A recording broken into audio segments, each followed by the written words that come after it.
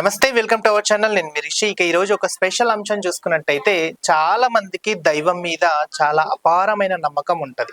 అయితే అందులో ఆది గురువు అయినటువంటి ఆది దేవుడిగా పిలిచే వినాయకుడి మీద చాలా అపారమైన భక్తి విశ్వాసం అనేది ఉంటది. ఏటా 9 రోజులు నవరాత్రుల ఉత్సవాలను వినాయకుడికి చాలా ఘనంగా అంగరంగ వైభవంగా నిర్వహిస్తున్న సందర్భం చూస్తూనే ఉంటారు ప్రజలు. అయితే అందులో చివర్లో భాగంగా వినాయకుడి నిమజ్జనానికన్నా ముందు లడ్డు అనేది చాలా ప్రతిష్టాత్మకంగా కొనుక్కుంటూ ఉంటారు ప్రజలు. అయితే దాంట్లో వేలం పాటలు పాడి మరి చాలా లడ్డు ప్రసాదాన్ని తీసుకుంటూ వారు ప్రసాదంగా భావించుకొని వారి ఇంట్లో పెట్టుకొని అష్టైశ్వర్యాలతో ఉండాలి అని కోరుకుంటూ భారీగా కోట్లకు పైగా లడ్డు వేలం పాట పాడి దక్కించుకుంటూ ఉంటారు. అయితే ఆ లడ్డు పాటనే ఆసరాగా చేసుకొని ఒక వ్యక్తి ప్రజలను మోసం చేస్తారన్న విషయాన్ని ఇప్పుడు మనం డీటెయిల్ గా మాట్లాడుకుందాం.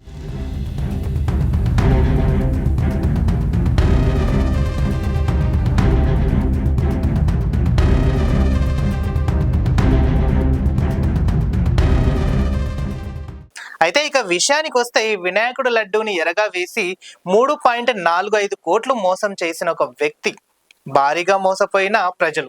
వినాయకుడు లడ్డు వేలంతో వచ్చిన గుర్తింపును అడ్డు పెట్టుకొని అపార్ట్మెంట్ వాసులను నమ్మకాన్ని సంపాదించాడు ఓ వ్యక్తి. అధిక లాభాల కోసం చూపించి ఏకంగా 3.45 కోట్లకు పైగా వసూలు చేశాడు. చివరకు డబ్బులు తిరిగి ఇవ్వకుండా పరారయ్యాడు ఓ వ్యక్తి. బాధితుల ఫిర్యాదుతో రంగంలోకి దిగింది సైరాబాద్ పోలీస్ స్టేషన్. ఇక డీటెయిల్ గా చూస్తే గచ్చిబౌలిలోని మై హోమ్ భుజ అపార్ట్మెంట్ లో నివసించే కొండపల్లి గణేష్ 2024-2025 సంవత్సరంలో జరిగిన వినాయక ఉత్సవాలలో లడ్డు వేలంలో భారీ మొత్తానికి పాల్గొన్నాడు.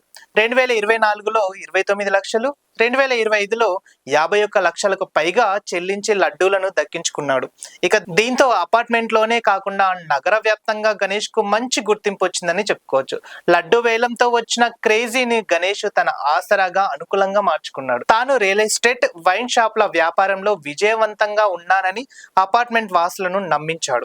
అందరితో సన్నిహితంగా ఉంటూ లడ్డు ప్రసాదాన్ని కూడా పంపిణీ చేశాడు. దీంతో అతడిపై నమ్మకం మరింతగా ఏర్పడింది.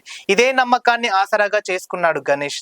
తన వ్యాపారంలో పెట్టుబడులు పెడితే నెలకు 6% రాబడి ఇస్తానని ఆశ చూపించాడు గణేష్. ప్రతి 3 నెలలకు లాభాలు చెల్లిస్తానంటూ తన సహచరుల బోయినపల్లి కిరణ్ తో కలిసి పలువురిని నమ్మించాడు. దీంతో శ్రీనివాస్ రెడ్డి కుటుంబంతో పాటు పలువురు అపార్ట్మెంట్ వాసులు భారీ మొత్తంతో పెట్టుబడిగా ఇచ్చారు.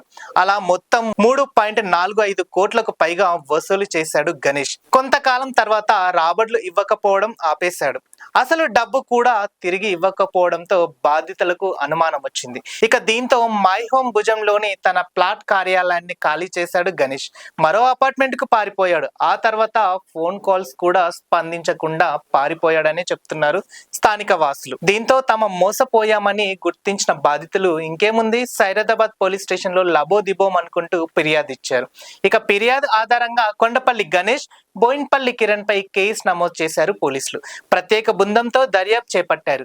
వినాయకుడి లడ్డు వేలంతో వచ్చిన గుర్తింపును పెట్టుబడిగా మార్చుకొని కోట్ల రూపాయల మోసాన్ని పాల్పడిన ఈ ఘటన ఇప్పుడు గచ్చిబౌలి పరిసర ప్రాంతాల్లో చర్చానీయాంశంగా మారింది.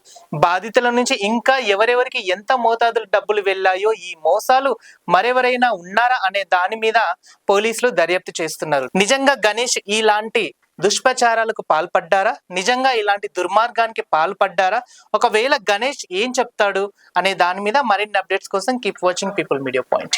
లైక్ చేయండి, షేర్ చేయండి, సబ్స్క్రైబ్ చేయండి. మరిన్ని వీడియోల కోసం బెల్ సింబల్ పై క్లిక్ చేయండి.